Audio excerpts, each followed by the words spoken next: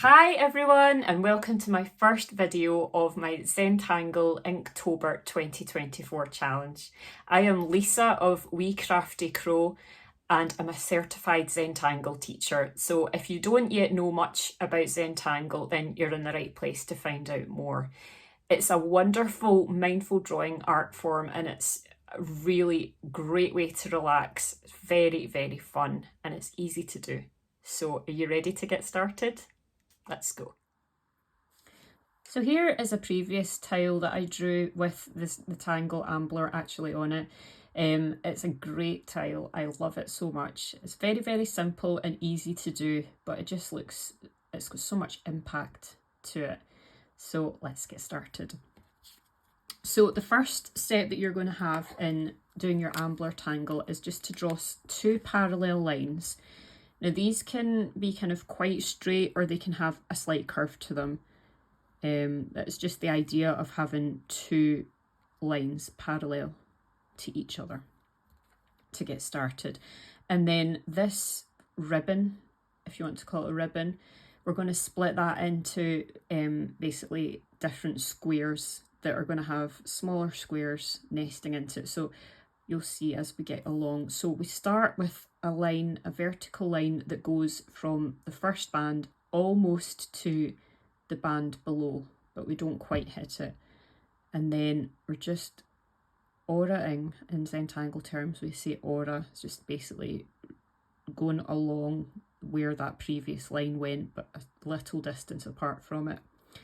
And then we work our way around this square shape. So it's basically a spiral. I always think of a spiral as a sort of circular rounded thing, but this is a square spiral really. And you're just taking your time and working into the middle of that square. And then you start a new square, coming down from the top, not quite hitting the bottom, over that first line, and then just working your way into the centre.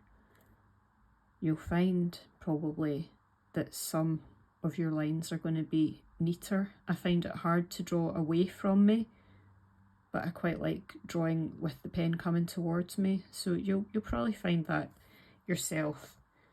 But it's just the slower that you do the tangle, the more relaxed you'll actually be and the more mindful you'll be. So this bit here, we're obviously not going to have enough space for a full square. So we're just going to imagine that we've got enough space. So we would have drawn that off here. If it helps you to just complete in here where that line would have gone, then by all means. But you can see really where those lines would be.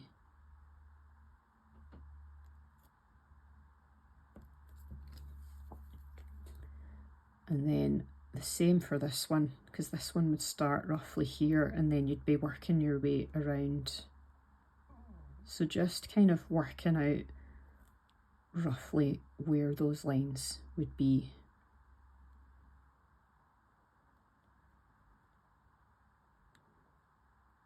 But Ambler is a really good border tangle. This can look really good if you actually put it like, you know, all like four sides of a square, all four edges. It just looks brilliant. So this, at this stage of the tangle, we actually have the full Ambler. This is basically what the full tile looks like, tangle, sorry, looks like. So you can leave it exactly as it is, or you can add what's kind of technically called an embellishment.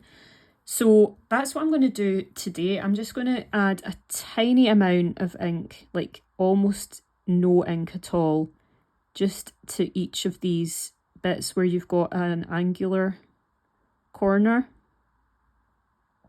And it just kind of adds a kind of different look to it.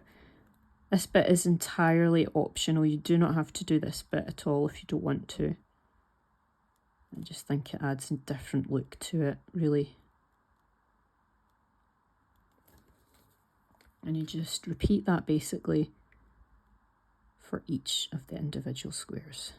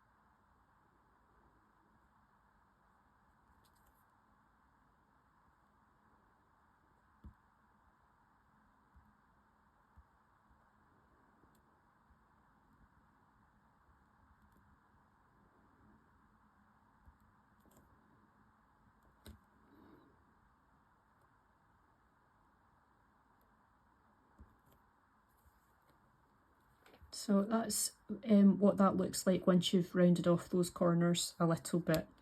So you can see whether you would like to try that when you're doing this yourself. So I'm now just putting my pen to the side for a moment and just take a pencil. This is just a standard pencil. If you've got an HB pencil in the house, that'll be perfect. And you're just going to do a light line of graphite along the edge of the inside of that shape. You don't want to go too heavy at this stage, because if you do go quite heavy, you'll end up with a dark line of graphite that you might not be able to blend out very easily. So I just want to avoid doing that. If you kind of have your pencil kind of slightly on its side, it will not be as likely that you'll put it too dark. And then you're going to take your blending stump and just use it kind of almost like the same way that you do with the pencil. Just have that on its side and just use circular motions to smooth out that graphite. And you kind of bring it in towards the centre, but not entirely towards the centre, otherwise you're going to defeat the purpose of doing the shading in the first place.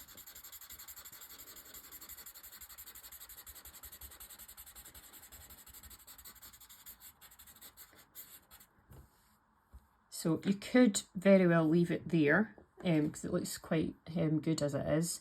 But what I'm going to do, if you have a Zentangle chalk pastel pencil at home, by all means do this step. You can completely leave this step out altogether if you don't have this. And all you're doing here is just working along the centre of this line. You're just adding some of that white pencil, and then use a blending stump, but be careful not to use the graphite end, otherwise you'll end up making that white all a bit dirty. And you just kind of smudge that out, and you can just see that compared to the graphite lines, it's just added a little bit of highlight in the middle, which just looks quite effective.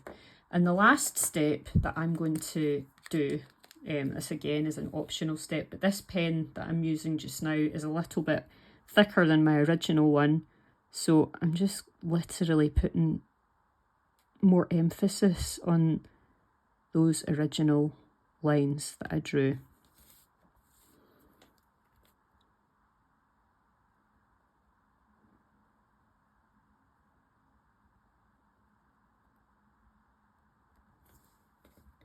And that is your first Zentangle Inktober 2024 tile complete. That is Ambler. So I hope you enjoyed that, and I'll see you back here for day 2. Bye!